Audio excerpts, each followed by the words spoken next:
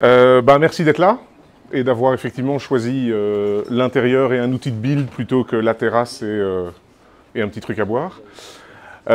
Qui ici est utilisateur de Maven? Ok. Qui est aussi utilisateur de Gradle, parce que c'est pas incompatible? Ok. Est-ce qu'il y a des gens qui ont décidé qu'un build tool ça servait à rien et ils n'en ont pas du tout? Des clients. Ok, donc voilà, l'idée c'est que on va vous parler Gradle. Alors je sais qu'il y avait eu une session en octobre dernier par Jean-Michel Fayard, donc j'ai essayé de prendre des sujets qui ne sont pas les mêmes pour parler d'autres choses. On s'est un peu emmêlé les pinceaux parce qu'on avait fait un système de poll pour que vous puissiez un peu nous donner vos idées. Et puis entre les communications, le poll qui était fermé, enfin voilà, on a eu quelques réponses. Et donc moi je suis parti là-dessus. Mais si vous avez des questions, si vous avez des sujets que vous avez envie d'aborder et que vous ne voyez pas dans l'agenda, n'hésitez pas à me le dire. Et on peut tout à fait diverger et parler d'autres sujets Gradle. Je ne connais pas tout sur Gradle, mais normalement, je devrais en connaître suffisamment pour répondre à certaines questions, on va dire. Je ne vais pas dire à toutes les questions, parce qu'à nouveau, ça, on commence comme ça, et puis on a une question qui sort qui est un peu difficile. Donc, voilà, le petit sondage qu'on avait fait, une des choses, c'était plutôt Gradle du point de vue de l'utilisateur. Donc, on va commencer par découvrir un build Gradle, les choses qu'on peut faire avec la ligne de commande, interagir avec le build, comprendre éventuellement ce qu'on peut faire avec ce build. Ensuite, on parlera un peu de Gradle dans l'IDE, parce que c'est quand même comme ça qu'on sait que la majorité des développeurs interagissent avec l'outil de build, ou plutôt, en fait, essayent de ne pas interagir avec l'outil de build. Hein, ils restent dans l'IDE et ils ne veulent pas savoir ce qui se passe derrière. Moi, quand j'ai commencé chez Gradle, il y a 7 ans de ça, j'étais dans la gestion de dépendance. Je pense que la gestion de dépendance est un domaine qui est à l'intersection entre ce que doit faire l'utilisateur, parce que finalement c'est le développeur qui choisit ses dépendances pour son projet, qui doit les mettre à jour, qui potentiellement les remplace. Et donc comprendre un peu comment Gradle fonctionne, ça aide. Comprendre comment Gradle fonctionne différemment de Maven, ça aide aussi, pour ceux qui un jour veulent sauter le pas sans se prendre trop les pieds dans le tapis. Jean-Michel avait dit que Gradle c'était un système avec lequel on s'arrache les cheveux. Alors, je ne peux pas être complètement d'accord, mais je ne peux pas lui donner complètement tort non plus, soyons honnêtes. Ensuite, s'il y a d'autres choses dont vous voulez discuter, ou vous avez des questions, ou des interrogations au sujet de l'outil, n'hésitons pas. Et puis, voilà, vous voyez qu'il y a 2 points qui se terminent par les points d'interrogation, donc surtout, n'hésitez pas. Donc, si on parle de la découverte d'un build Gradle, on va commencer tout de suite comme ça. Alors ça ne va pas être lisible. Et par contre, moi, à mon âge, il faut que je passe les lunettes quand je suis sur l'écran. Ah oui. Alors ça, il ne faut jamais le faire parce que ce n'est pas nécessaire avec Gradle. Là, je fais un clean, mais c'est pour que mon tri soit un peu plus petit. Voilà. Ah, j'ai quand même mon build reports. Oh. Alors, attendez, qu'est-ce que je peux faire pour ça? Parce que là, on voit rien. Apparence. Non, ils ont dit qu'on pouvait pas, donc j'essaye. Où est-ce qu'il est mon...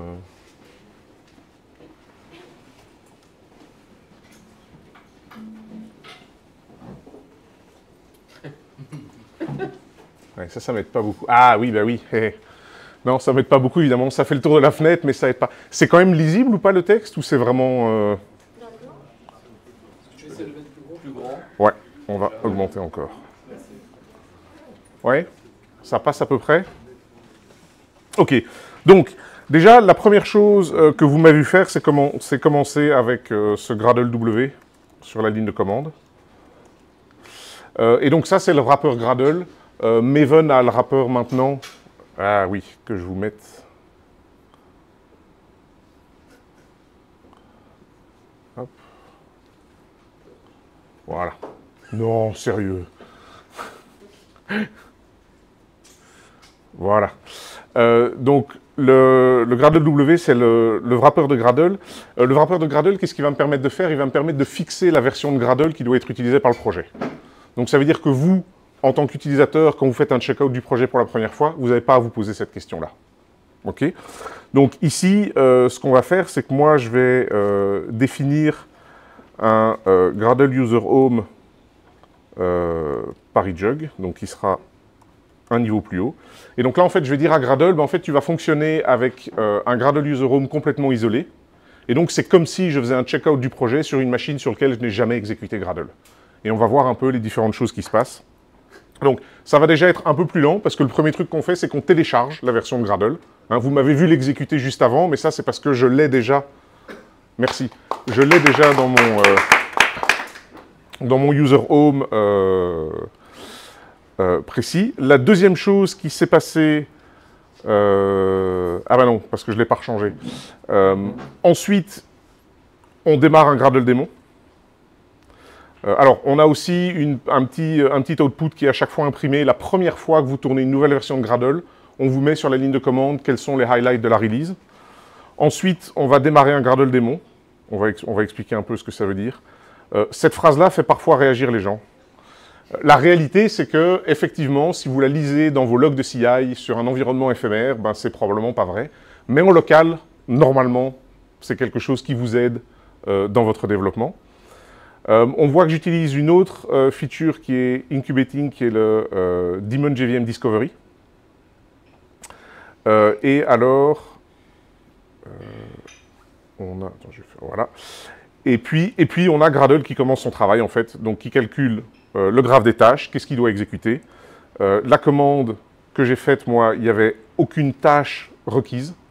Et donc, par défaut, ce que Gradle fait, c'est qu'il m'affiche l'aide. Et l'aide me donne ma version de Gradle, m'explique comment me servir de Gradle W et me donne un certain nombre d'indications. Et en fait, moi, je propose qu'on commence un peu par ça. Alors, il y avait autre chose que je voulais... Et du coup, ben, si on prend le répertoire Gradle, qui est un des répertoires qu'on va avoir dans le projet, dans lequel on va trouver un ensemble de fichiers liés à Gradle et à sa configuration, on va voir qu'on a le wrapper qui est en bas. Donc là, c'est un petit jar. Alors ça, c'est quelque chose qu'on n'a pas encore fait du côté Gradle, qui a été fait par le Maven Wrapper. C'est que le Maven Wrapper a une version source-only, qui permet de ne pas avoir de binaire dans le repository. Nous, on en a un parce que, malheureusement, faire tout ce qu'on fait dans le binaire en termes de téléchargement, de garantie que ça fonctionne bien, de reprendre les téléchargements échoués, ce genre de choses, c'est un peu plus compliqué à faire dans un shell script. Et surtout, les références sur les machines au niveau shell script, elles ne sont pas les mêmes, en fait. On n'a pas les mêmes outils à disposition. On a un fichier de configuration. Alors, le fichier de configuration, c'est simplement, en fait, un certain nombre d'informations. Mais non, il faut taper la fin, sinon ça ne marche pas.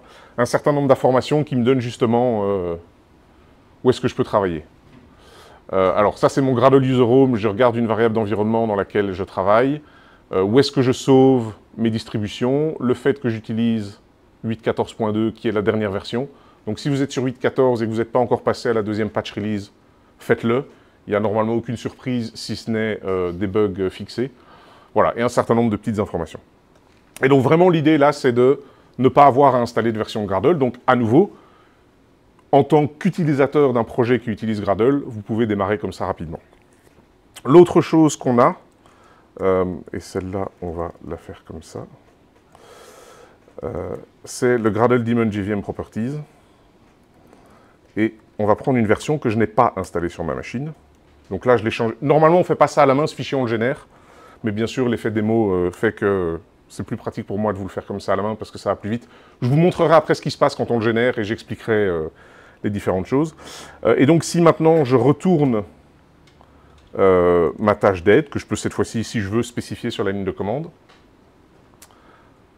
on voit que pour démarrer le démon, il a besoin de me télécharger un Java 20, puisque je ne l'ai pas installé sur ma machine, donc Gradle n'a pas pu le découvrir. Et donc, il me télécharge, et une fois que c'est fait, eh bien, il démarre. Et donc ça, c'est quelque chose qu'on a rajouté dans les versions 8 à Gradle. C'est vraiment l'idée aussi qu'on peut déterminer la version sur laquelle doit tourner Gradle de façon externe. Et donc, ça nous permet de fixer et la version de Gradle et la version de la JVM à utiliser. C'est des choses dont on s'est rendu compte d'une utilité certaine quand on a vu Spring Boot passer à Java 17. Parce que du coup, leurs plugins sont passés à Java 17. Et donc, même si Gradle fonctionnait très bien avec Java 8, enfin, il fonctionne toujours très bien avec Java 8 au jour d'aujourd'hui, dès que vous mettiez à jour Spring Boot plugin à la version 3, vous deviez utiliser Java 17 pour le projet. Sinon, vous aviez, alors, initialement, des erreurs pas très jolies parce qu'on vous disait que le format de fichier classe n'est pas reconnu. Et puis après, c'est des choses qu'on a améliorées. On va vous dire, ah ben non, désolé, vous essayez de tourner Gradle avec Java 8, mais le plugin que vous essayez de récupérer a été compilé avec Java 17, ça ne peut pas fonctionner. Et donc, cet utilitaire, le daemon JVM, permet vraiment aussi de rendre en fait la JVM une propriété du build. Donc, oui. Où est-ce que tu l'as pris, le Java 20? Alors, ça j'y viens. Où est-ce que je l'ai pris? Oui. Alors, je l'ai pris, donc si je remonte le contenu du fichier, je l'ai pris d'un de ces URL-là.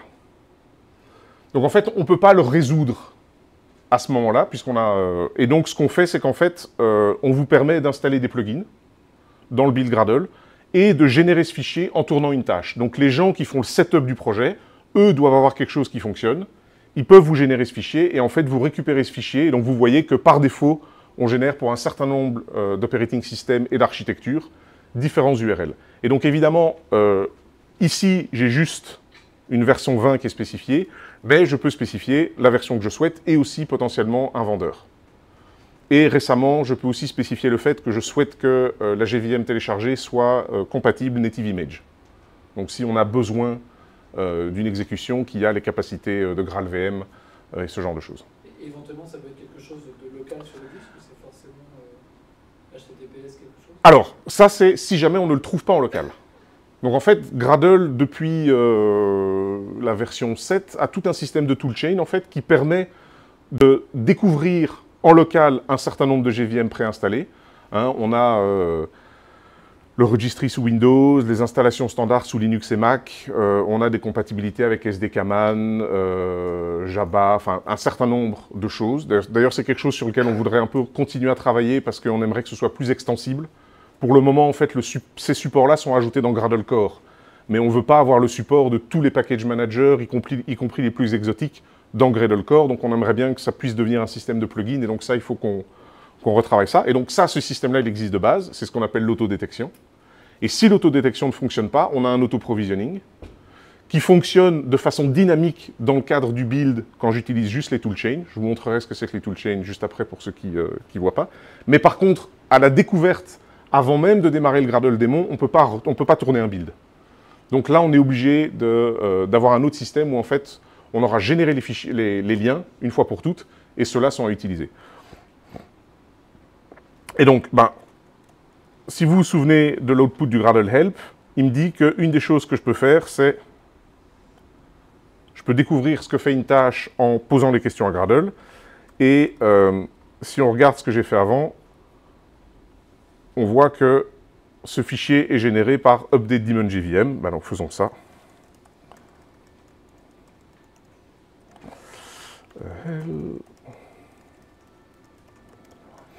Voilà. Donc je vais peut-être agrandir un peu là. Ah zut. C'est pas grave. Donc là en fait j'ai oublié de repréciser le Gradle User Home de démonstration. Du coup j'ai toujours pas Java 20.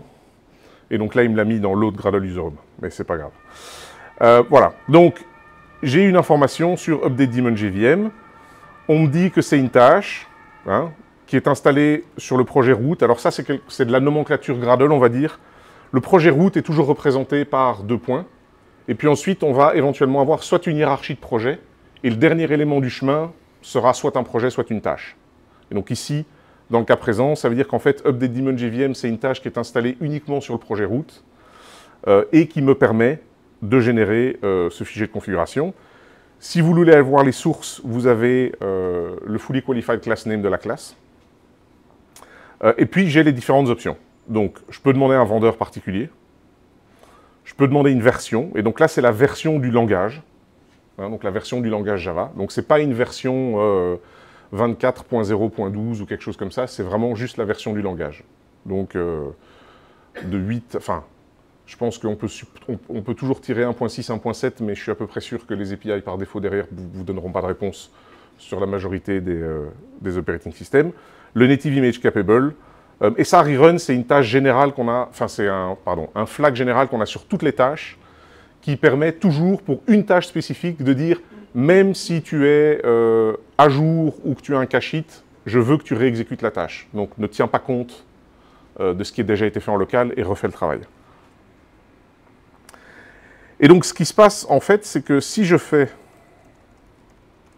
update Daemon JVM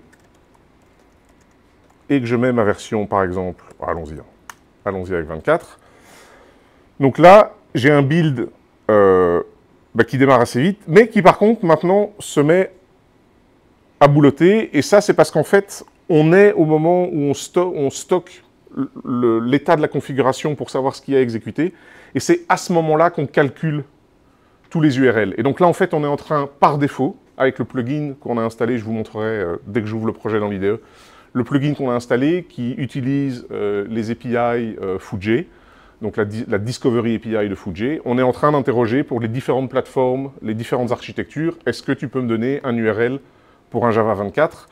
Comme on n'a pas précisé de vendeur, par défaut, on prend Adoptium. Voilà, si vous voulez un autre vendeur, vous pouvez le faire. Mais surtout, toute l'idée, c'est que tout ça, c'est customisable, et donc vous pouvez tout à fait le faire en précisant un plugin différent, qui peut être votre plugin à vous, ou alors on peut même, et ça je montrerai dans l'IDE, on peut même configurer la tâche elle-même avec des URL hard-codés, parce que si ça se trouve, pour de l'open source, ce que je fais là vaut le coup. Alors évidemment, on ne va pas voir beaucoup de différences dans le fichier, mais les URL ont changé. Mais évidemment, voilà, quelqu'un avait retenu les ID par cœur?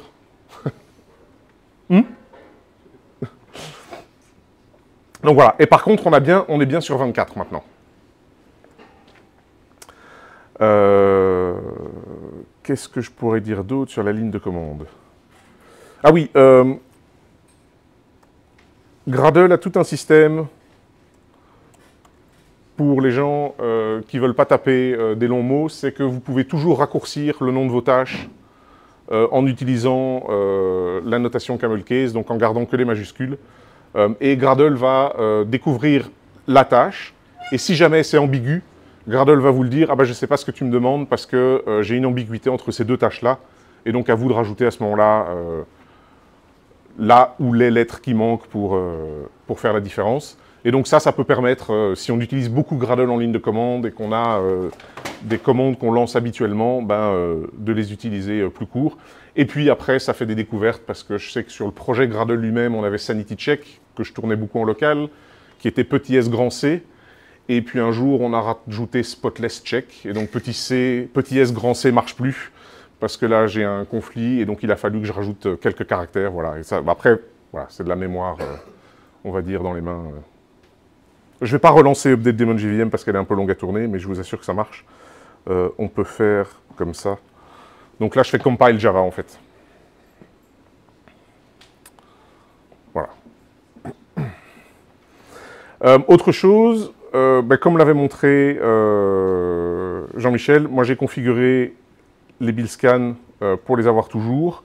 Donc ça, ici, je publie sur le service gratuit offert par Gradle. Il y a un certain nombre de choses qui sont publiées, hein. Donc il y a les logs du build. Alors ici, évidemment, il n'y a pas beaucoup de choses parce que c'est un petit projet. Je peux avoir des values custom, mais j'ai un certain nombre d'informations aussi sur la machine, l'utilisateur, ce genre de choses. Donc là, ça c'est à vous de voir si c'est quelque chose qui est acceptable. Et comme Trisha en parlera après, la solution Develocity, qui est notre solution entreprise, qui fait qu'on est payé pour entre autres faire le développement du projet open source, vous permet d'avoir ça on-premise et donc de ne pas avoir de soucis justement de confidentialité des données puisque tout reste dans votre réseau. Et donc l'avantage d'un build scan, c'est qu'il me donne énormément d'informations sur ce qui s'est passé pendant mon build et qui va me permettre plus tard de revenir sur les dépendances qui ont été résolues. Je le montrerai quand on parlera de gestion de dépendance, toute l'information à laquelle on a accès, ce genre de choses. Voilà. Est-ce qu'à ce niveau-là, il y a quelques questions sur l'utilisation de Gradle, en tout cas depuis la ligne de commande? Ah oui, et alors, autre chose aussi, c'est qu'en dehors de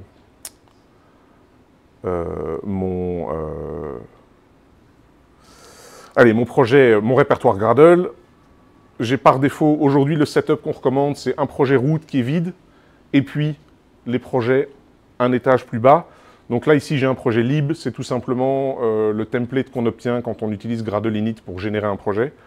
Et on voit que, alors build, c'est l'équivalent, c'est mon output, c'est là où Gradle va écrire tout ce que le build a produit. Le build gradle.ktS, ben, c'est là que je configure mon build. Et puis sinon, on va reconnaître les conventions source main Java, source test Java, qui datent déjà d'il y a quelques années. Ant en avait certaines, Maven les a très clairement utilisées, Gradle les a utilisées aussi. Et donc là, normalement, pour retrouver son code, il n'y a pas trop de soucis, ça reste standard. C'est Gradle, donc tout ça peut être changé. Donc vous pouvez tomber sur des projets où ils ont décidé que tout ça devait être ailleurs. Voilà, ça c'est les gestionnaires du projet qui décident. Ouais. Les confs par défaut aujourd'hui recommandés sont des Kotlin script et puis des Groovy script. Alors, Bon, on en parle. la version, non, mais, si on, mais on va en parler dans l'IDE parce que ce sera plus agréable de regarder les build scripts à ce moment-là. Ouais, ouais. Autre chose, ouais. Vous utilisez Kotlin pour configurer Gradle. Oui, là j'utilise Kotlin. Oui, le projet là il est en Kotlin. Mais c'était justement la question et on va parler du fait qu'il y a et Groovy et Kotlin au jour d'aujourd'hui et j'expliquerai un peu les différences entre les deux, les avantages de l'un, les avantages de l'autre, parce que si l'histoire était plus simple et d'un seul côté, je pense que les décisions seraient plus faciles à prendre, mais justement il y a des compromis, comme souvent en ingénierie. D'autres questions, d'autres commentaires sur la ligne de commande? Native Wrapper. Native Wrapper. Prévu ou pas prévu?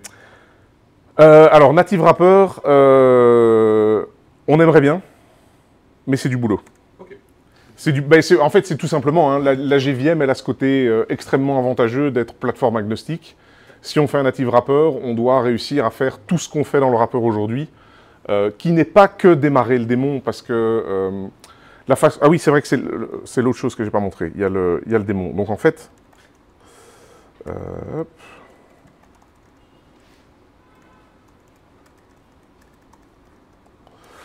Donc Gradle va m'avoir démarré des démons.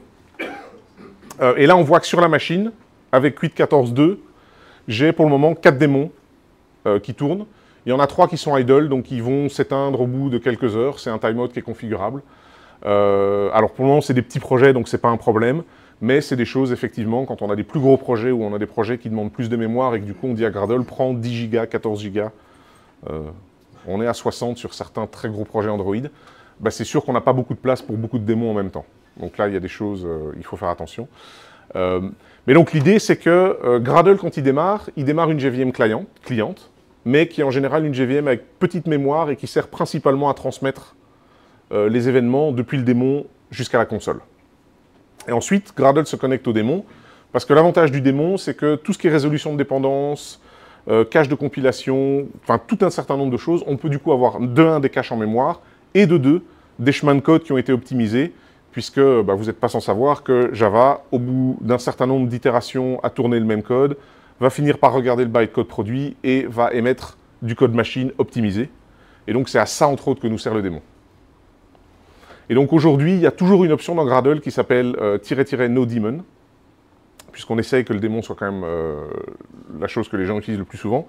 Et en fait, il faut la prendre avec des pincettes, parce que pour vraiment avoir no-daemon, il faut tweaker les paramètres de lancement du script, parce que nous, on exige que la VM qui lance Gradle puisse répondre aux besoins du démon. Or, par défaut, par exemple, ils n'ont pas les mêmes configurations mémoire.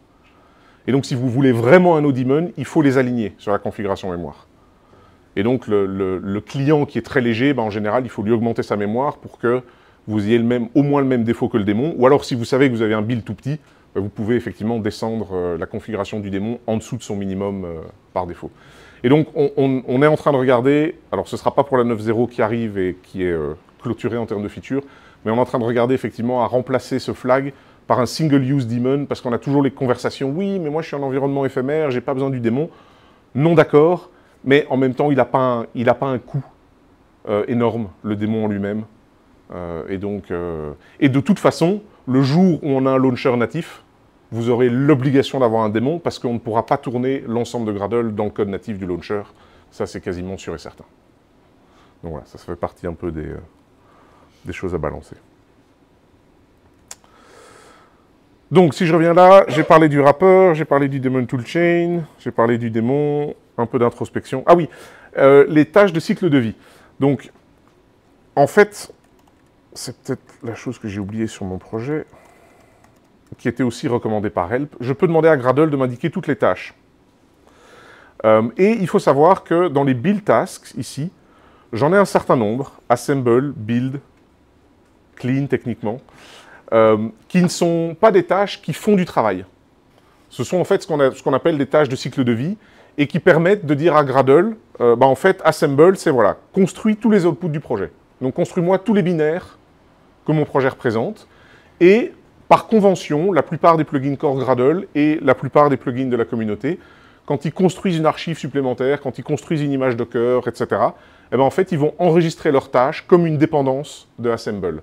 Et donc, le fait que vous demandiez assemble va permettre à Gradle de dire « Ok, moi, pour construire assemble, je dépends d'un certain nombre de tâches, création de jar, ce genre de choses, et je vais construire tout ça. » Build, c'est la même chose, si ce n'est que build dit on va faire assemble et check.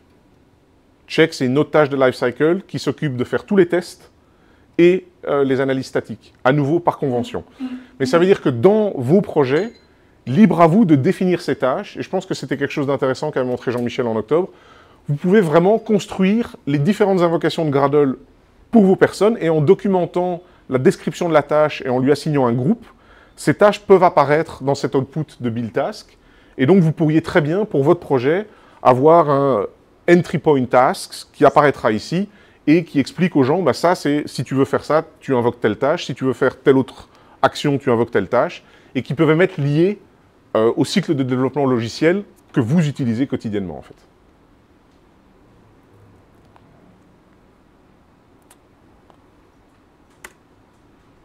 Donc, dans l'IDE. Alors, dans l'IDE, ce qu'on a, en fait, c'est que, déjà, on importe le projet. C'est vraiment la façon de travailler qu'on recommande aujourd'hui. Alors, on a clairement une intégration avec IntelliJ IDEA qui est la plus avancée. Les plugins VS Code fonctionnent pas trop mal, mais ça va dépendre de certains plugins et de jusqu'où ils vont. On a aussi un support dans Eclipse, au travers de BuildShip, qui est une intégration qui est développée chez Gradle aussi. Mais c'est vrai que si vous faites du Gradle et que vous avez l'occasion d'utiliser IntelliJ, c'est là que vous aurez la meilleure expérience. Donc en fait, on va avoir un bouton Gradle qui apparaît, sur lequel on peut configurer, qui nous permet de voir les tâches du build. Et à chaque fois qu'on va faire des changements de logique de build, on va pouvoir décider de réimporter le projet automatiquement, ou alors au contraire de le faire uniquement à la demande. Puisque, typiquement par exemple, si j'ajoute une dépendance à mon build, pour que l'IDE sache qu'il doit proposer ce code-là à la complétion, il faut qu'il ait l'information de Gradle. Et donc, c'est à ça que sert ce processus de synchronisation. Et c'est un des challenges du côté Gradle, c'est que ce processus de synchronisation peut prendre un temps certain. Alors ici, il ne me le propose même pas parce qu'en fait, le projet est à jour. Mais sur les tout gros projets, on est malheureusement dans des temps de synchronisation qui sont relativement élevés. Et c'est pour ça qu'on a un certain nombre d'optimisations qu'on met en place au niveau de Gradle et ensuite qui sont adoptées par les plugins de la communauté pour faciliter les choses. Et ça, j'y reviendrai. Donc, ici, on a d'abord, à la racine du projet, on va toujours trouver un settings.gradle ou .kts. Alors, je vais en profiter pour faire la discussion Kotlin versus Groovy. Donc, Gradle, au jour d'aujourd'hui, il a deux DSL. Historiquement, c'est Groovy qui était le premier DSL, et même toute une partie de Gradle était implémentée en Groovy. Aujourd'hui, ce n'est plus le cas. Gradle est majoritairement implémenté en Java. Mais on garde cette entrée par Groovy, ou Kotlin. Les avantages et inconvénients des deux, soyons très clairs. Du côté Kotlin, c'est le typage fort et statique, qui vous permet de découvrir les API Gradle au travers de l'IDE, ce qui est beaucoup plus difficile à faire en Groovy, parce qu'il se passe tellement de choses entre la magie Groovy, la magie Gradle, que l'IDE, parfois, n'est pas tout à fait sûr de ce que vous pouvez ou ne pouvez pas faire. Un des inconvénients à l'échelle, c'est qu'au jour d'aujourd'hui, compiler un script Kotlin prend plus de temps que compiler un script Groovy. Et donc, les plus gros utilisateurs Android qui ont des projets qui montent jusqu'à, des builds qui montent jusqu'à 5000 projets et plus, c'est des choses qui commencent à compter, en fait. Et donc, aujourd'hui, ce qu'on dirait, c'est que vous commencez sur un petit projet, vous découvrez Gradle, allez certainement vers Kotlin. Parce que c'est là que vous aurez la meilleure expérience de découverte et dans l'IDE pour comprendre les build scripts. Si par contre, votre projet explose en taille et que ça commence à être un problème, alors ça ne va pas tellement être un problème pour les développeurs, parce qu'en général, les développeurs ne touchent pas tant que ça au build script, et puis on a certaines choses qui peuvent se passer en dehors du build script, qui permettent de ne pas avoir à tout recompiler tout le temps, mais par contre, les gens qui travaillent sur le build eux-mêmes, et quand on a des très gros builds, souvent on a une équipe qui travaille sur le build eux-mêmes, ben, ceux-là peuvent être pénalisés si jamais ils sont sur Kotlin. Alors avec Gradle 9, on passe à Groovy 4. Tristement, on ralentit la compilation Groovy, parce que Groovy 4 est devenu un peu plus lent que Groovy 3, mais ce n'est pas vraiment la solution qu'on voudrait. Le but, ce n'est pas de rendre Groovy aussi lent que Kotlin, ce serait de rendre Kotlin aussi rapide que Groovy, si possible, ce qui est quand même plus intéressant pour tout le monde. Donc ça, c'est un peu le haut niveau. Ouais. Sur les temps de compilation, si on n'y touche pas une fois qu'ils ont été compilés, ils sont en cache. Les deux, comme Ouais. Kotlin et Groovy, Ouais. on voit Ouais. pas la... Non. Alors, ils sont en cache, sachant que les temps de compilation de Kotlin nous permettent d'utiliser le cache distant. Hein, donc Gradle a différents niveaux de cache. Gradle va d'abord vérifier si les outputs d'une... Donc, ouais, ça fait beaucoup d'infos. Donc, une tâche, c'est une fonction en Gradle, qui idéalement produit le même output sur base des mêmes inputs. À partir de cette définition de base, en fait, on a toute une série d'optimisations qu'on peut mettre en place. Déjà, si Gradle a déjà exécuté la tâche dans le passé, il connaît les inputs qu'il a traités, et il connaît l'output qui a été produit avec ces inputs. S'il les retrouve sur disque, pas besoin d'exécuter la tâche, puisqu'on sait que les inputs d'entrée correspondent à ce qu'on avait avant, à la précédente exécution, et les outputs sont toujours les mêmes. Parfait. Niveau suivant, le cache. J'ai déjà exécuté une tâche, je n'ai pas les outputs en local, mais je vérifie dans un cache local, est-ce que pour ces inputs-là, tu connais l'output? Ah oui, pas de problème. On récupère l'output, on remplace les outputs sur disque, et à nouveau, pas besoin d'exécuter la tâche. Premier niveau de cache. Et puis ensuite, on a un second niveau de cache, où on fait exactement la même chose, sauf que l'interrogation ne se fait pas en local, mais se fait sur un cache distant. Alors, c'est une des choses qu'on a dans Develocity de façon payante, parce que principalement, on a de la réplication de cache et de la gestion avancée du cache, mais on a aussi une image Docker qui vous permet d'avoir un cache gratuit que vous pouvez déployer vous-même, et que vous pouvez décider aussi de maintenir et de scaler, si ça vous amuse de gérer ce genre d'infrastructure. Et donc, la fonctionnalité en elle-même n'est pas payante. Ce qui est payant, c'est vraiment cette gestion avancée. Et donc, typiquement, la compilation des scripts Groovy, elle est telle que le remote cache est intéressant. Dans la ligne 8, vous allez voir, il y a une version où on annonce qu'on a fait la même chose pour la compilation des scripts Groovy. Et puis, on a une patch release qui annonce qu'on a arrêté de le faire. Parce qu'en fait, on s'est rendu compte que par défaut, avec les temps de compilation de Groovy et les temps de latence réseau, en fait, on pénalise énormément les builds, puisqu'on demande au cache distant, tiens, est-ce que tu as le fichier compilé? Et le temps que le cache réponde, en fait, on aurait déjà compilé le fichier en local, et donc on a arrêté le... Voilà. Donc il n'y a pas de cache distant, il y a du cache local, parce que ça reste intéressant, mais il n'y a pas de cache distant.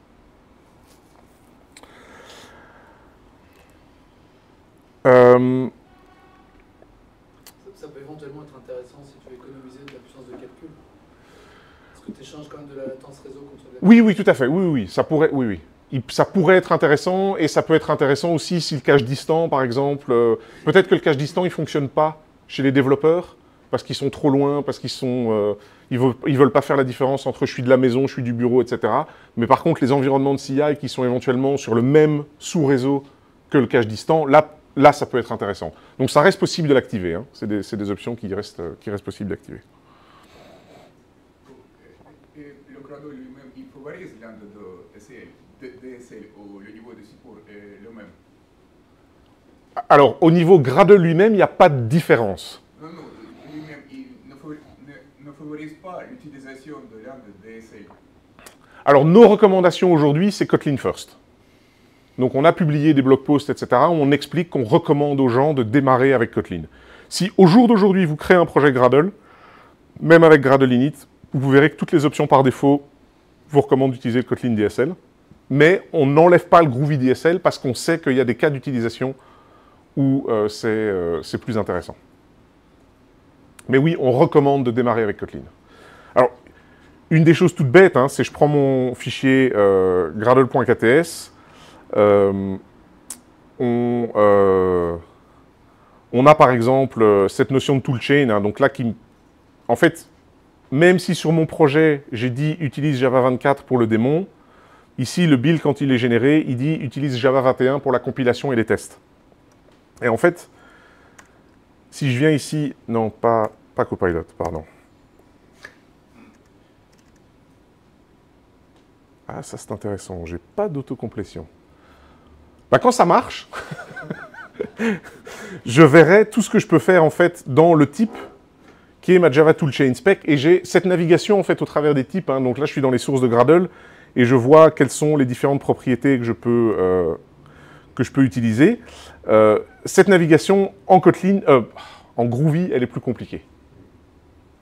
Parce que la façon dont c'est ajouter les extensions dynamiquement, dont elles sont déclarées, etc., nécessite vraiment un support Groovy. Et le support Groovy, même dans IntelliJ, bah, il a quelques lacunes.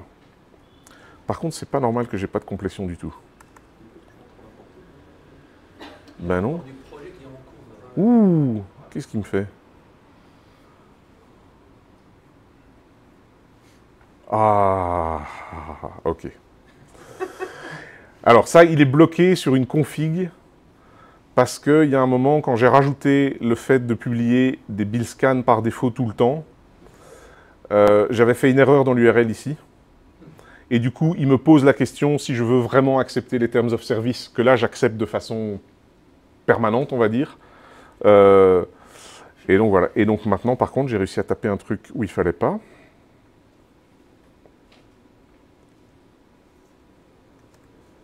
Voilà. Donc, ça c'est mon erreur. Et ici, maintenant, j'ai toujours pas de complétion. C'est génial. Bah, c'est l'effet démo. Je vous assure, normalement, ça fonctionne. Mais non, il n'y a pas d'erreur. Là, il a fini, il est tout content. Non, non, c'est du Unity. C'est marrant. Non, c'est comme ça. Peut-être c'est des non votes, Copilot, une tu vois. checkbox. Oui, j'ai dit non, c'est exactement ça. J'ai dit non à Copilot. Et... Ok, bon, voilà. Si je tape le VE, j'ai immédiatement quelque chose qui apparaît. Alors, par contre, vous avez la complétion, mais soyons très honnêtes, c'est quelque chose sur lequel on veut travailler dans la ligne 9 de Gradle. Vous avez une complétion qui vous propose beaucoup trop de choses. Qui vous propose des scopes qui ne devraient pas être là, parce qu'on est à l'intérieur du bloc Java Toolchain. Donc oui, on peut faire des choses avec le version catalog, c'est quelque chose qui existe, mais en fait pas ici. Et donc là, on a des petits soucis entre le class path que reçoit l'IDE et ce qu'il en fait. Et donc ça, il y a des choses qu'on doit améliorer tant dans Gradle que dans l'intégration avec l'IDE. Mais la complétion fonctionne, et donc il y a possibilité vraiment de découvrir les extensions, y compris normalement au niveau de mon projet. Non, pas Copilot. J'aurais dû le désactiver. Ok, et décidément, j'ai juste rien comme complétion, c'est génial. Ouais, ok, voilà. Et là, par exemple, après, je peux rentrer et taper les différentes choses relativement rapidement et rentrer dans mes blocs. Oui, et ça, c'est parce que tu l'as vu juste là au-dessus.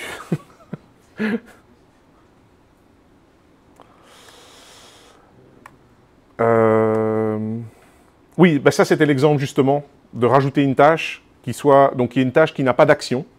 Donc, il n'y a pas de code qui est exécuté par cette tâche. Elle n'a que des dépendances.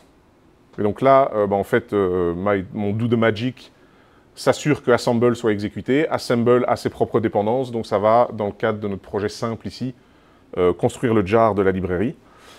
Et puis, bah, le fait que j'ai une description et un groupe. Je ne l'ai pas montré dans la CLI, mais voilà, je l'ai ici.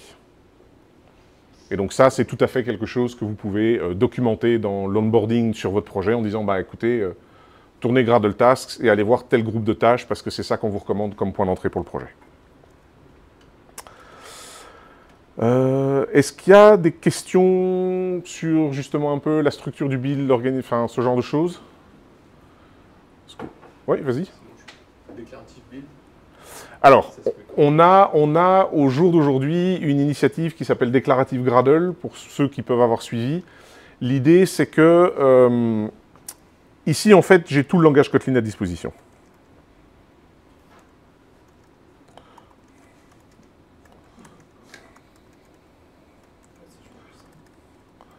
Hein, je peux, voilà, enfin, je peux faire une for loop. J'ai tout le langage à disposition. C'est génial pour prototyper, et essayer des choses dans votre build, c'est absolument horrible si ça reste. Parce que l'idée, évidemment, c'est qu'on recommande que vos build scripts soient le plus déclaratifs possible. D'où la question sur cette initiative déclarative Gradle.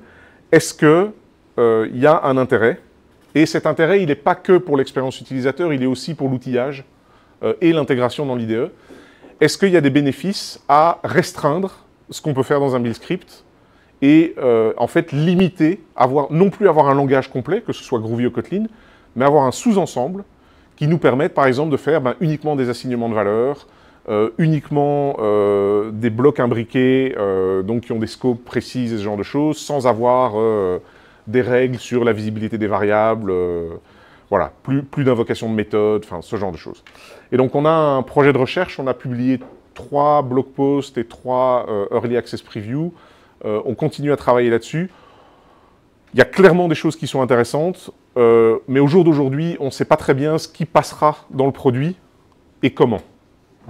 Est-ce que ça veut dire un nouveau DSL? Est-ce que les tests qu'on fait pour le moment, on peut se rendre compte qu'en fait, on pourrait très bien avoir un fichier .kts qu'on donne à un parseur, et si le parseur arrive à le parser, on estime qu'il est déclaratif, et on fait ce que le parseur nous donne comme structure, et c'est ça qu'on joue comme configuration. Si par contre, il n'est pas déclaratif, soit on le passe au compilateur, soit votre projet est configuré pour dire non, s'il n'est pas déclaratif, tu plantes. Parce que nous, dans le projet, on n'accepte pas que les fichiers de build soient non déclaratifs. Donc voilà, il y a plein de mises en production de ces solutions qui sont possibles, et ça va faire partie un peu des mois et de l'année qui vient, de exactement décider qu'est-ce qui passe. Mais il y a clairement un intérêt. On a des grands utilisateurs de Gradle qui ont en fait construit eux-mêmes ce système au-dessus de Gradle en fait. Donc ils ont des fichiers qui ne sont plus des fichiers build.gradle ou build.gradle.kts, qui sont du YAML, du TOML, ce que vous voulez. Et en fait, leur plugin de build lise ces fichiers, applique la déclaration, enfin les instructions déclaratives de ces fichiers-là sur le modèle de Gradle, et ensuite l'exécution continue à se faire au sein de Gradle. Et donc voilà, il y a différentes manières pour nous d'avancer là-dessus. La façon exacte n'est pas encore déterminée à ce jour. Mais si vous êtes intéressé, suivez les blogs, commentez, on a le community Slack, on a les issues sur GitHub. Voilà. Ça, c'est aussi une potentielle évolution. Ouais. Une première version de cette feature est prévue pour la version 9 ou... Non, c'est quelque chose qui existe sur le côté. On a aujourd'hui un certain nombre de setups qui fonctionnent. Pourquoi il veut s'éteindre, lui? On a un certain nombre de software type, parce que ça nous oblige aussi à repenser un peu la combinaison des plugins. Mais voilà. Donc, il y a moyen d'essayer les choses. Oui. Une question par rapport à la code base. Oui. J'ai vu qu'il y a un projet racine, Oui. un autre projet libre. Oui, alors ça, c'est ce que je dis, c'est le setup. Ah non, là on fait... C'est par défaut. Oui, sauf que là, j'ai plus d'IntelliJ. Pourquoi? Sérieux?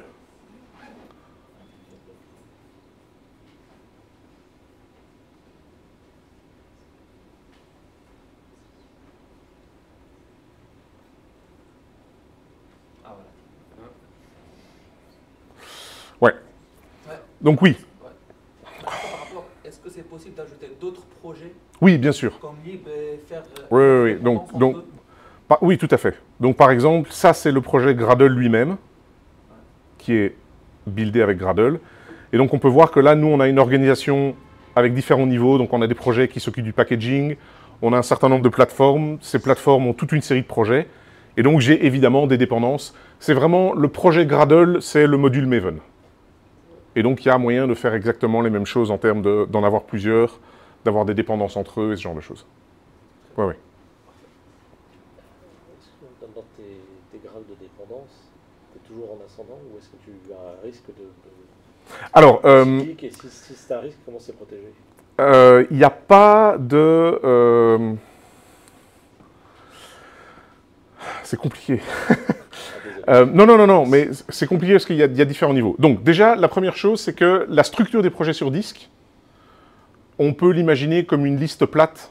Pour Gradle, il n'y a pas de différence.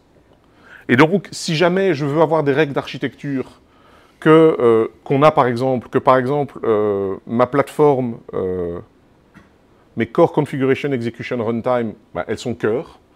Donc, je ne veux pas qu'elles commencent à dépendre d'éléments qui viendraient de la plateforme JVM. Ça, au niveau de Gradle même, rien ne l'empêche. C'est des projets plats sur disque, si je fais des dépendances entre projets, à condition que je ne crée pas un cycle qui m'empêche de résoudre la compilation. Mais si je ne crée pas de cycle, ça fonctionnerait très bien. Par contre, je peux mettre des règles d'architecture qui l'interdisent. Et c'est ce que nous, on a fait justement quand on a commencé. Ceux qui ont regardé le projet Gradle il y a longtemps, on avait tout dans un sub-project, et tout était là. On avait une centaine de sous-projets. Maintenant, ça a été un peu mieux organisé, et on commence justement à mettre des règles d'architecture pour s'assurer qu'on n'ait pas des dépendances dans le mauvais sens. Mais ça, c'est un autre niveau. La raison pour laquelle j'hésitais un peu, c'est parce que ce qu'on ne fait pas ici, ici on voit bien que l'IDE ne connaît le projet que le dernier répertoire. Mais en fait, par défaut dans Gradle, si je structure mes projets et que je leur donne des noms à tous les étages du graphe, alors j'ai une espèce de hiérarchie, j'ai un arbre de projet, quand même. Et quand j'ai un arbre de projet, une partie des choses que je peux faire, mais qu'on ne recommande plus, c'est configurer un ensemble de projets d'un point commun. Donc je pourrais avoir serveur, et avoir 4 ou 5 projets sous serveur, et puis avoir des configurations communes à tous ces projets de serveur. Mais aujourd'hui, on va vous recommander de faire ça différemment. Et ça, j'y reviendrai plus tard si on a le temps. Parce que je rends compte que je parle et que l'heure avance. Donc, ah oui, si, il y a aussi une chose que je voulais expliquer, parce que Jean-Michel en avait parlé justement de cache de configuration en octobre. Donc en fait, une des choses, c'est la durée éventuelle de la phase de configuration. Donc là, en fait, j'ai demandé à Gradle, à l'IDE, de réimporter le projet Gradle lui-même pour le remettre à jour dans l'IDE. Et on voit que on en est déjà à quelques dizaines de secondes, et en fait, ça va me prendre un certain temps. Parce qu'on a un gros projet, qui a un certain nombre de choses qui doivent être faites, et donc ces opérations-là, si on les fait fréquemment, c'est pas terrible, quoi. Parce qu'attendre 30 secondes avant d'avoir un résultat et de pouvoir faire quelque chose, ça casse un peu le flow du développeur. Et donc pour ça, on a cette notion de cache de configuration.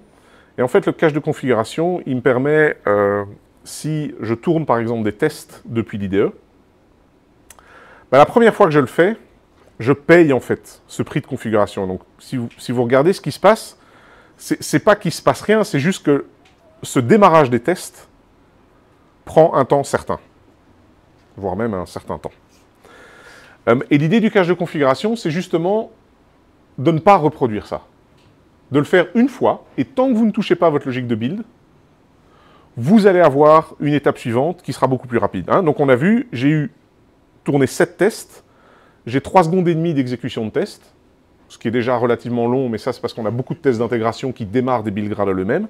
Mais le total de mon exécution, c'est 23 secondes. Et comme ça, 23 secondes pour 3 secondes de test, ça veut dire qu'il y a beaucoup de temps perdu.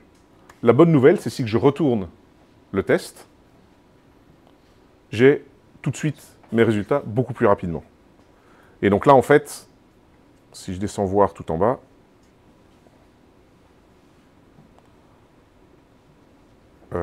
non, pardon, ça c'est les builds, voilà, 6 secondes. Donc mon overhead n'est plus du tout le même, évidemment. Et donc ça, c'est un gros changement. Et donc, c'est quelque chose qu'on recommande aujourd'hui. Et d'ailleurs, Gradle 9 va recommander le Configuration Cache comme étant quelque chose à activer. Parce que, en termes d'expérience développeur, c'est ce genre de choses que ça vous donne. Un des bénéfices aussi, c'est que ici, j'ai tourné un test dans un projet particulier. Si je change de test et que je le retourne avec la même invocation de Gradle, en fait, mon configuration cache, il est toujours actif. Donc, ça me donne vraiment un cycle de développement qui est rapide, et c'est pareil pour la compilation. Si je délègue la compilation de mon code à Gradle, une fois que j'aurai caché cette image de configuration pour déclencher la compilation, j'aurai à nouveau cette expérience très rapide. Donc ça, si jamais vous n'avez pas cette expérience-là sur un projet Gradle, parlez-en à la personne responsable du build, devenez la personne qui comprend Gradle, et faites-le, ça vous servira à vous et aux autres.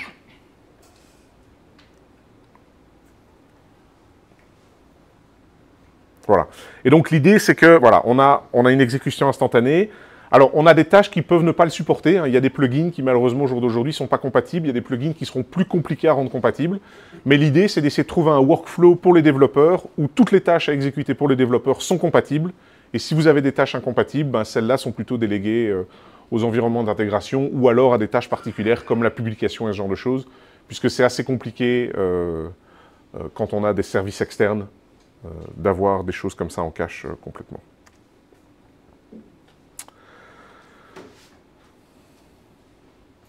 Gestion de dépendance. Est-ce que c'est un sujet qui vous intéresse? Est-ce qu'il y a d'autres sujets dont vous voudriez parler? Voilà, c'est un peu la chance de bifurquer sur les 10 minutes qui me restent. Je vais passer en revue quelques petites choses. Moi, je pense que c'est intéressant, mais évidemment, je suis biaisé. Premièrement, je suis ici, et de deux, c'était mon sujet de départ, donc chez Gradle, mais voilà. Ouais? Ah bah, allons-y alors. Donc, la première chose quand on est développeur et qu'on travaille sur des projets Java, c'est que les dépendances, en général, on en a une certaine quantité.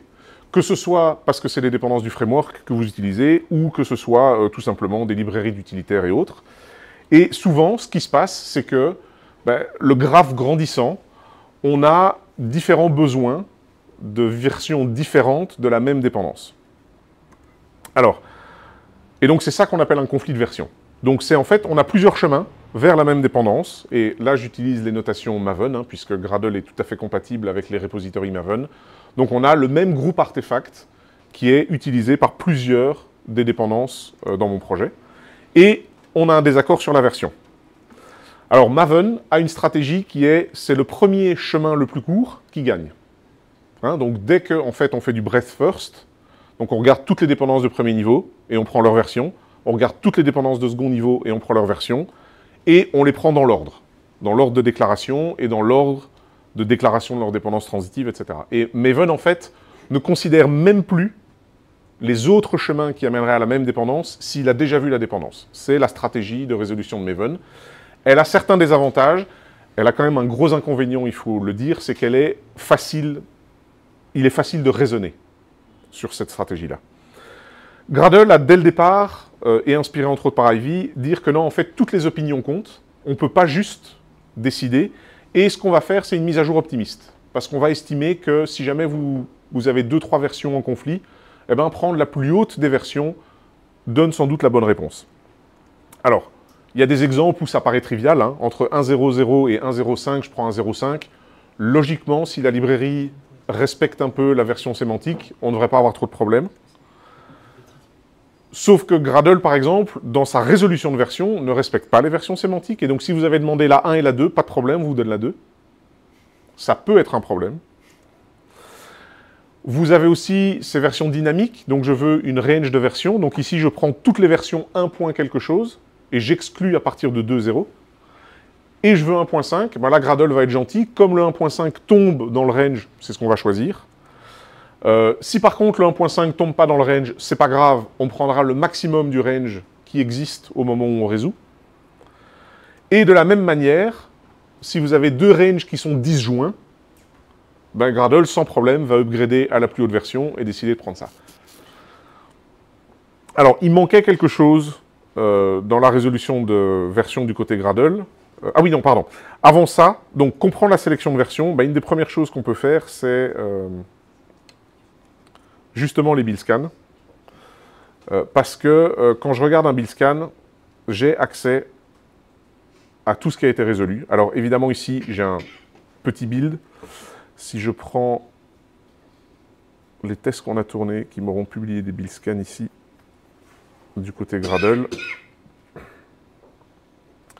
j'ai évidemment... Ah oui, non, pas en configuration cache. Donc on vient là, configuration...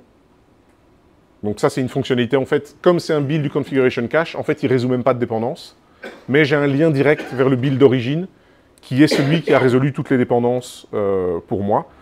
Et donc, on va voir ici qu'on a évidemment, voilà, on a 651 dépendances, 1258 configurations, depuis 8 repositories, donc on a vraiment un large ensemble de dépendances qui ont été résolues.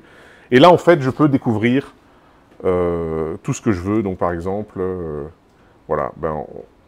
On voit que... alors, on va prendre... mon intake test compile class path, et on voit que, en fait, ben voilà, j'ai un JUnit 4. Voilà tous les projets qui avaient besoin de JUnit 4.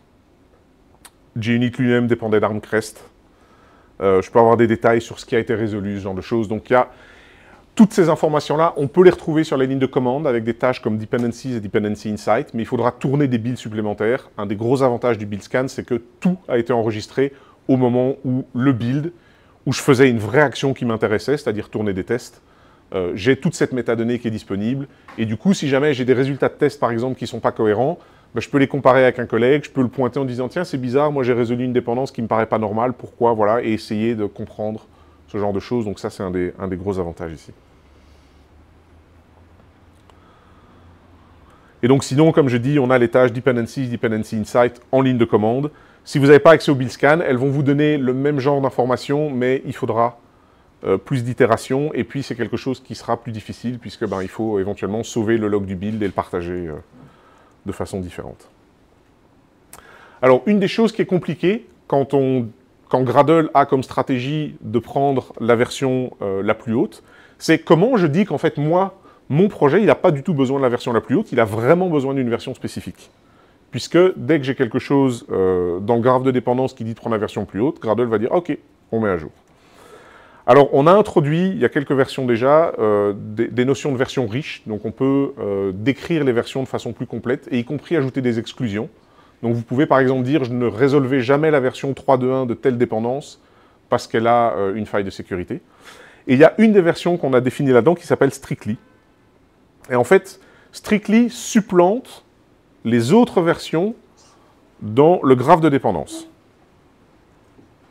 Et en plus, elle est publiée pour les consommateurs, ce qui nous permet en fait d'avoir une information qui est transitive, du coup, dans les différents projets. Qui a compris ce que ça veut dire supplante les autres versions plus bas dans le graphe de dépendance? Ouais, c'est un peu le... Ah, ok, on a quand même une main. En fait, l'idée, c'est que quand on le représente graphiquement, on comprend. Donc ici, j'ai mon projet library, j'ai deux dépendances, peu importe, et elles ont des versions conflictuelles de Guava. Si je laisse Gradle faire, on utilise Guava 23. En fait, moi, je ne veux pas utiliser Guava 23, je veux vraiment utiliser 19, parce que les API de cette dépendance-là fonctionnent bien avec 19, elle n'a pas vraiment besoin de 23, en fait. Mais moi, par contre, j'ai besoin de 19, ou alors même, enfin, la première dépendance a besoin de 19, ou alors même ma librairie a besoin. Et en fait, alors ça c'est la notation shortcut, le double bang, mais vous pouvez l'expliciter aussi dans la configuration de façon plus visible. Cette version-là fait qu'aucune des versions déclarées ici ne compte. Et en fait, c'est ça le sous-graphe de dépendance, c'est en fait, il n'y a que les versions au même niveau, donc ici on est au premier niveau de dépendance, qui vont avoir de l'importance. Toutes les versions qui sont à un niveau n+1 sont ignorées. Et que, pour quelle que soit la valeur de n. Hein. Oui. Et si on change la dépendance 1, on change la version de la dépendance 1 en 2.4.0, admettons, elle maintenant elle prend aussi Guava 23. Résultat, on va continuer à forcer la 19. Oui, potentiellement. Ouais. Ah oui. Ça, quand on a choisi de forcer, il faut savoir pourquoi on force. Oui. Effectivement. Ça veut dire qu'à chaque fois, il faut savoir où elle a été utilisée. Alors, tout ce qui est déclaration de version dans Gradle vous permet de mettre des because. Et donc, vous pouvez mettre une explication pourquoi vous avez cette déclaration présente. Ça peut ne pas être aussi une déclaration de dépendance. Ça peut être ce qu'on appelle une contrainte. Ça veut dire que si Guava disparaît de votre graphe, cette déclaration n'aura plus d'impact. Parce qu'on ne tirera pas Guava de façon non nécessaire. L'impact sur les consommateurs, eh ben, c'est en fait, quand j'ai une application qui dépend de ma bibliothèque, en fait, il n'y a pas besoin de regarder, c'est Guava 19, du côté de ma bibliothèque. Si par contre, maintenant, j'ai une autre dépendance qui, elle, demande Guava 22, on voit que là, nos deux déclarations de version sont au niveau 2. Et donc, celles-là vont être conflictuelles. Le Strictly n'écrasera pas le 22. Et donc, la personne qui développe l'application devra prendre une décision et devra dire « Ah ben non, moi, je veux 19, je veux 22, je veux 23, peu importe. » Voilà. Et évidemment, normalement, on couvre tout ça avec des tests, mais effectivement, oui, il faut savoir qu'est-ce qu'on a mis et pourquoi on l'a mis. Juste pour la petite histoire, on a découvert récemment qu'on avait un Java parser qui était une dépendance Groovy qu'on avait piné justement sur une très vieille version, et en passant à Groovy 4, on a un peu oublié cette dépendance-là. et donc on la pinait toujours sur une très vieille version, puis on a passé Gradle à Java 17 minimum, et puis ça marche plus parce que le Java Parser, on a une version suffisamment vieille qui ne comprenait pas le Java 17. Et en fait, après on se rend compte, ah bah non, on n'a pas besoin de piner cette version, enfin voilà. Mais c'est des choses, voilà, c'est effectivement des choses à maintenir, à gérer.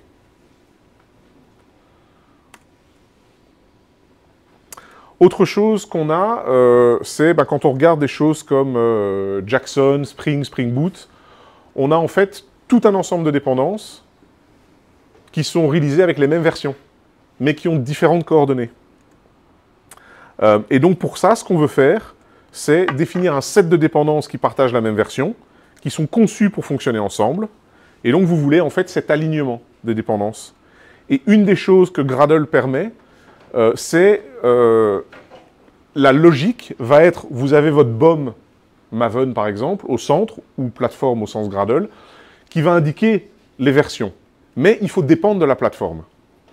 Et si quelqu'un met à jour une des versions des librairies de la plateforme, en fait, elle sort finalement de l'alignement, puisque dans Gradle, on considère toutes les versions. Et donc, ce qu'on fait dans Gradle, c'est en fait, on crée des cycles. Et donc, on fait en fait que les dépendances dépendent de la plateforme. Et donc, si je mets à jour n'importe quelle dépendance, elle transitivement met à jour la plateforme, et la plateforme met transitivement à jour toutes les autres dépendances du groupe. Et ça, c'est quelque chose qui peut fonctionner soit de façon publiée, donc si vous avez des librairies qui publient déjà des plateformes, ça va fonctionner comme ça, soit c'est au sein de votre build, vous pouvez créer de la build logic qui permet cet alignement-là.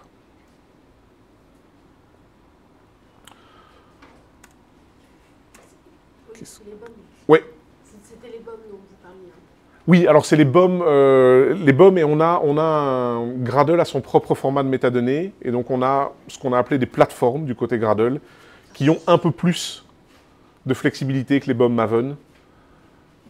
Et donc ça, voilà, c'est... Alors, le principal, c'est quoi? Vous vous basez sur le lien, par exemple, pour Spring Boot, c'est un... Alors, donc Spring Boot, voilà, Spring Boot, il a sa Spring Boot BOM, qui donne toutes les versions.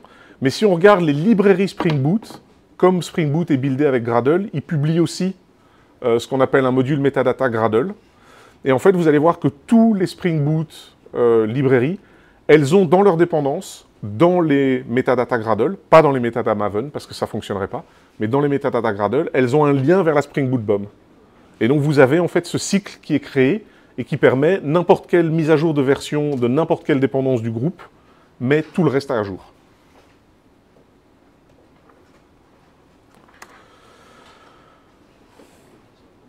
Je peux encore prendre quelques minutes ou on est serré? Ouais, juste celle-là, parce que moi je la trouve très intéressante. Comment on résout les conflits d'implémentation d'SLF4J? Environ SLF4J. Ça, c'est vrai que c'est une solution. Comment on résout les conflits d'implémentation de logger en Java? Parce qu'il n'y a pas que SLF4J, il y a tous les loggers. On n'utilise pas de logger. C'est vrai que c'est une... comment on se sort du bazar entre JavaX et Jakarta? Donc pour ceux qui savent, JavaX Jakarta, c'est le changement de nom Java Enterprise. Et il y a un souci, c'est que les coordonnées Maven ont changé quand on est passé de la version maintenue par Oracle à la version maintenue par la fondation Eclipse, tout en gardant les mêmes packages. Et puis la version suivante, ils ont gardé les Group Artifact Version Jakarta, mais ils ont changé complètement l'implémentation. Mais le problème, c'est que tant Gradle que Maven, que Ivy d'ailleurs, n'est capable de faire des détections de conflits que si le JAV est le même. Et puis, si le JAV est le même, les deux disent « Ah ben c'est la même dépendance, moi je prends, dans le cas de Maven, la première version que je rencontre, dans le cas de Gradle, la version la plus haute que je rencontre, mais si vous avez accidentellement une Jakarta II 9 qui se retrouve sur votre class path, mais que vous dépendez encore des packages JavaX, ben ça ne marche plus du tout en fait. » Et donc, dans Gradle, on a introduit des notions de capabilities. C'est comme un groupe artefact version. Chaque dépendance peut en avoir plusieurs. Et en fait, ce qu'on dit par contre, c'est que dans un graphe de dépendance, j'ai un seul module qui peut fournir une capabilité donnée. Et dès le moment où j'ai plusieurs modules qui ont la même capabilité, ben j'ai un conflit.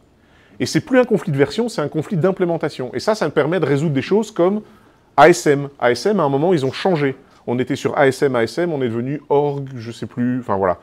Il y a CGlib et CGlib NoDep. C'est deux groupes artefacts différents, mais en fait, c'est les mêmes classes qui sont présentes.